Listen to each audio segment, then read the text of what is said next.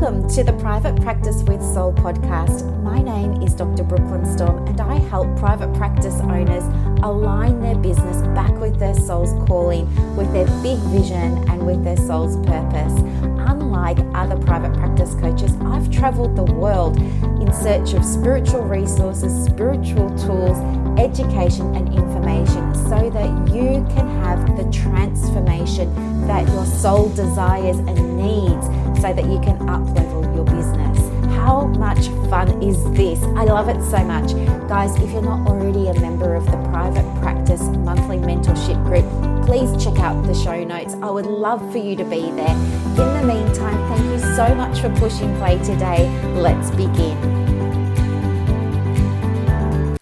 Good morning, everybody. Happy Saturday and welcome to another episode of the Private Practice with Soul podcast.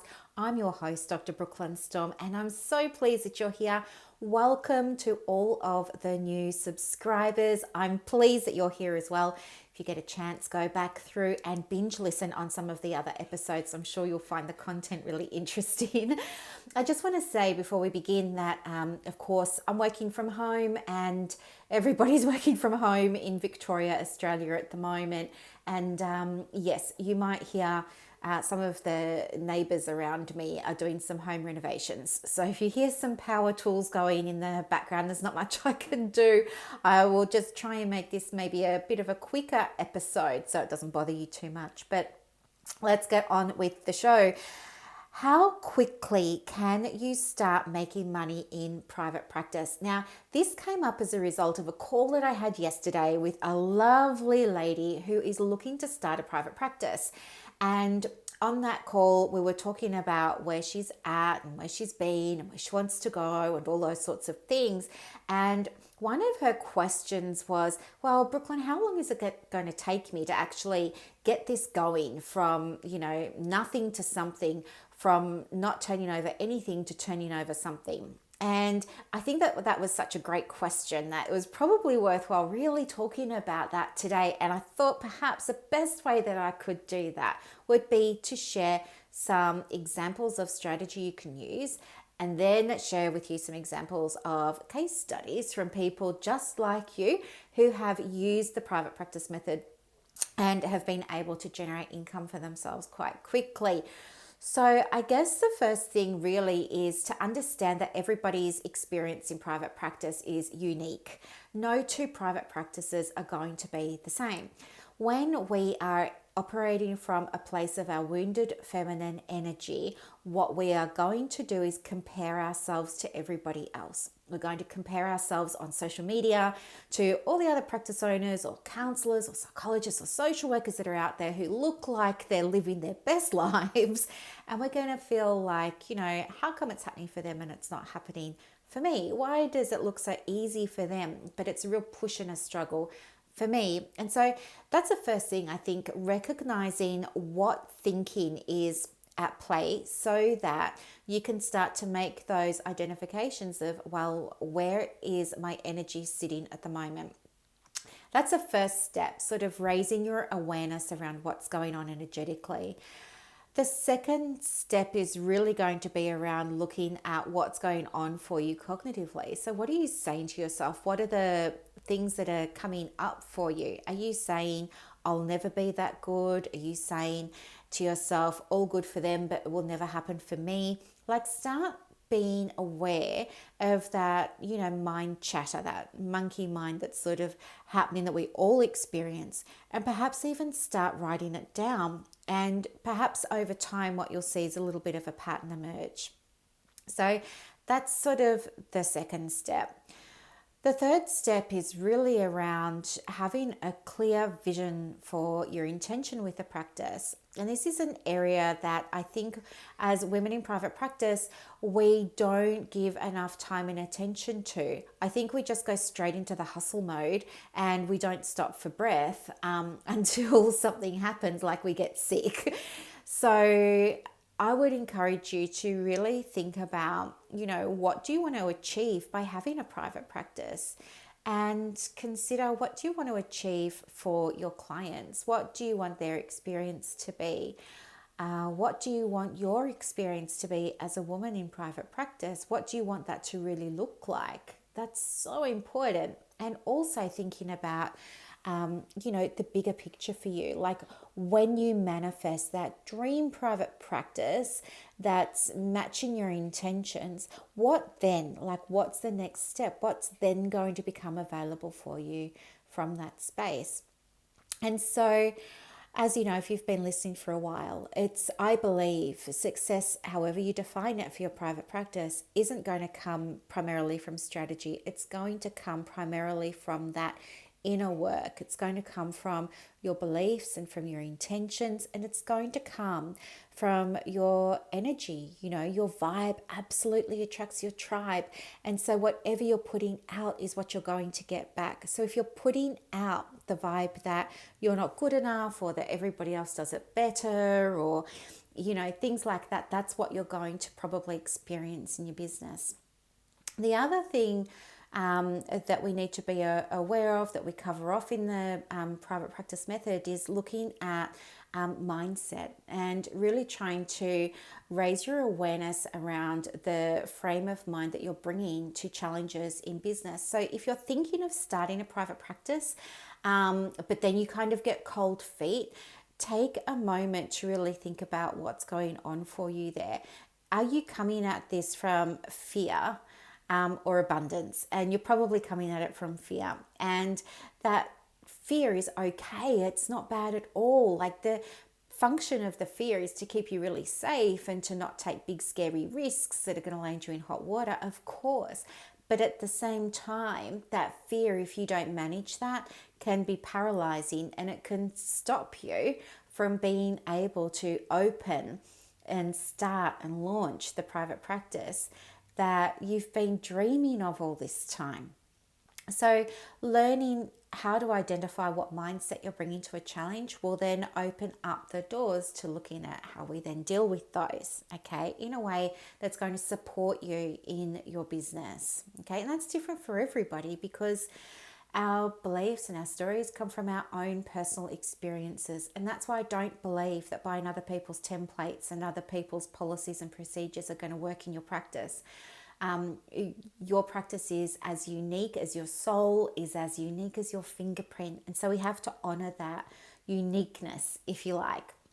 So using the private practice method, what I can share with you is 2 case studies today of women who started private practices very, very recently. So both these women are on my current 90-day coaching program, and both of them started from ground zero when it came to having their private practice. Both of them were in full-time paid employment. So the first lady, we're just going to call her Denise. It's not her real name. But Denise is an accredited mental health social worker, and she'd been working for a government agency doing a lot of child protection stuff. And she was at the point where she was feeling really burned out, and the work was no longer aligning with what she really, really wanted to be doing with her mental health accreditation.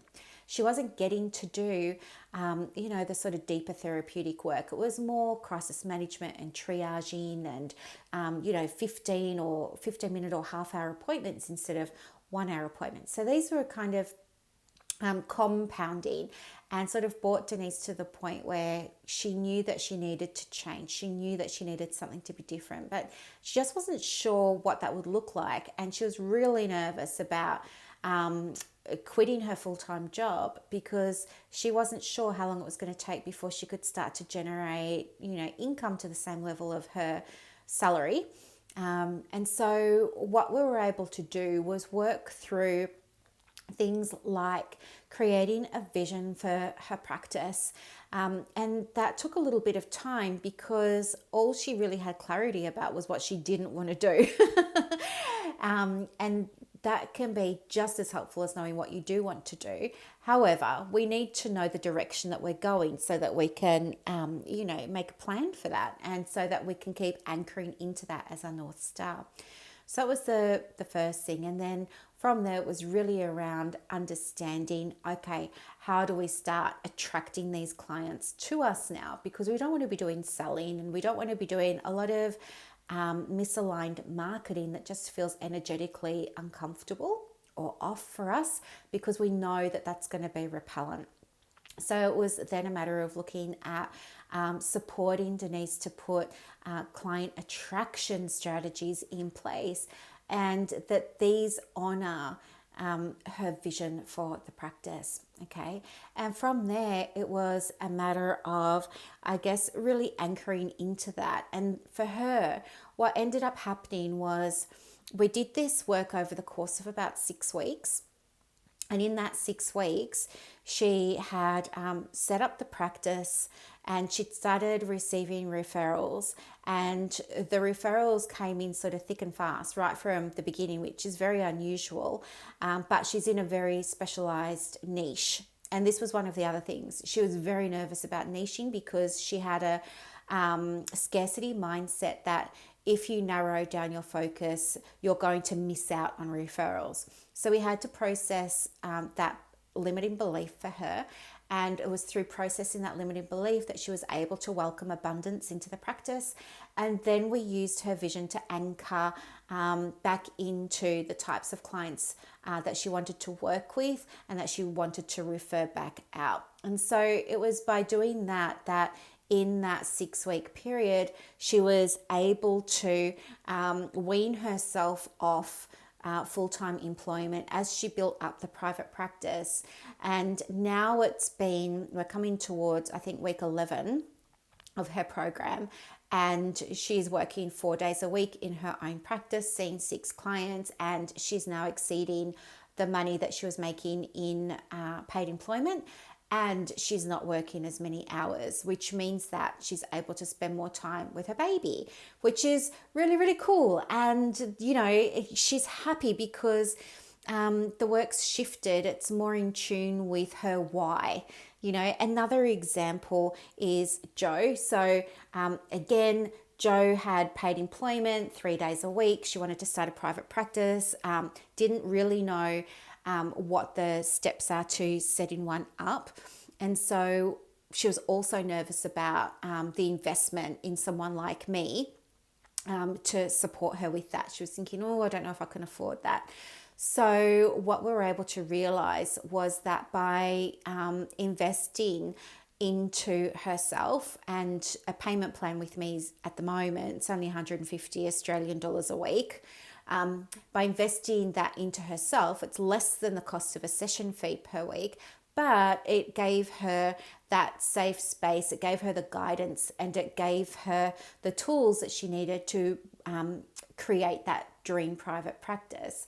Well, what's happened, we've just finished our 90-day program, and I'll see if I can get her on to the podcast so she can talk more about her journey for you. But she's now out of that paid employment.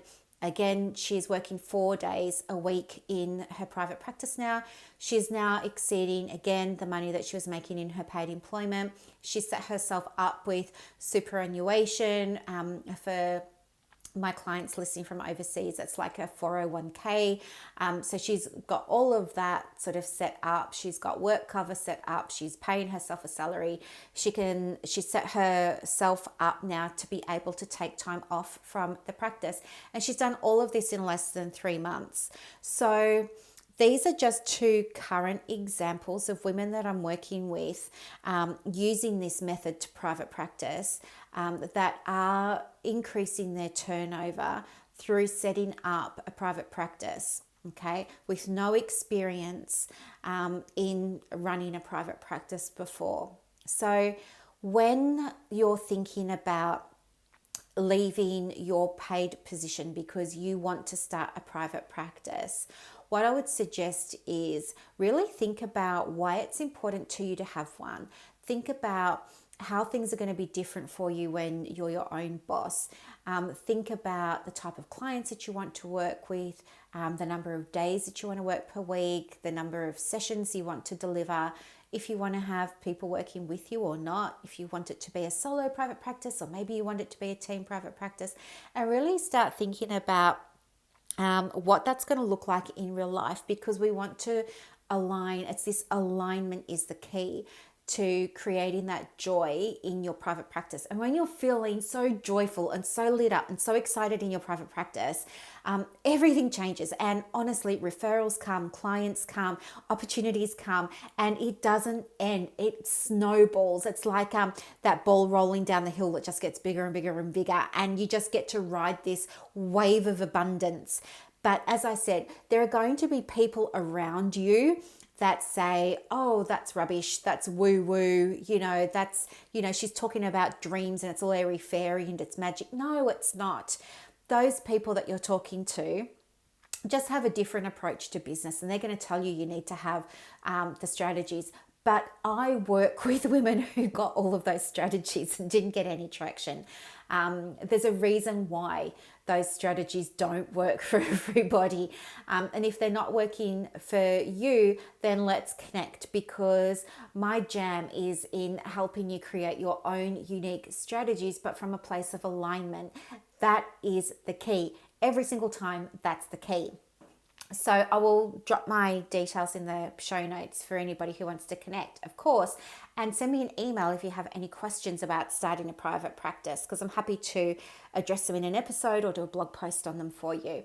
The other thing that's super exciting is I've got something in the pipelines at the moment that's getting beta tested, and I will tell you more about that after, but it's about using moon cycles and manifesting for your private practice. And, I'm just having so much fun with it. My poor group, my poor beta testing group, I keep going, and I've made them a workbook, like a journal. And I think I've updated it about 8 times now. I think it's on version 8.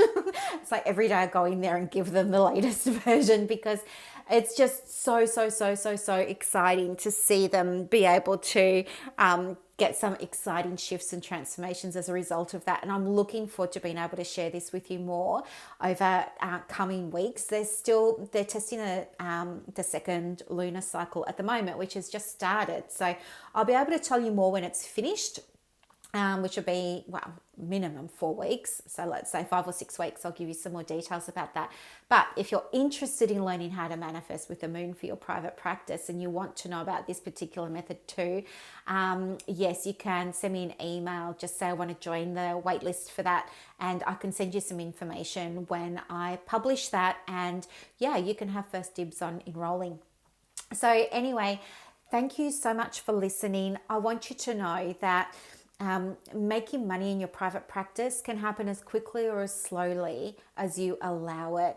And it's not about your strategies. It's about your level of comfort. It's about your beliefs, your mindset, where your heart is. It's being able to balance that masculine and feminine energy for yourself. And it's about getting yourself into the right space energetically and vibrationally to allow that private practice to unfold for you. You absolutely can have this dream, and I've got clients that are living proof of that. All right. Thank you so much for listening. I hope you got a lot out of this podcast. Maybe go back and listen to it and use some of those questions that I asked you as reflection prompts or as journal prompts to start uncovering what a private practice could look like for you. If you already have a private practice, you can still use those prompts to look at what up-leveling or shifting or pivoting the private practice might look like for you as well. Thanks so much for listening, guys, and thank you so much for subscribing. If you know someone who might like to listen to this, don't hesitate to share it with them as well. Have a beautiful weekend. Bye.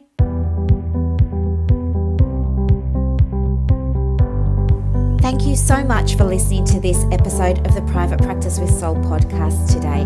If you're looking for clarity, if you need help with branding, your processes, and bringing everything into alignment with your soul's purpose for your private practice, head to the show notes and click the link for more information about the Private Practice Monthly Mentorship Group. You are going to love it. I can't wait to see you in there. Thanks so much for listening. Bye.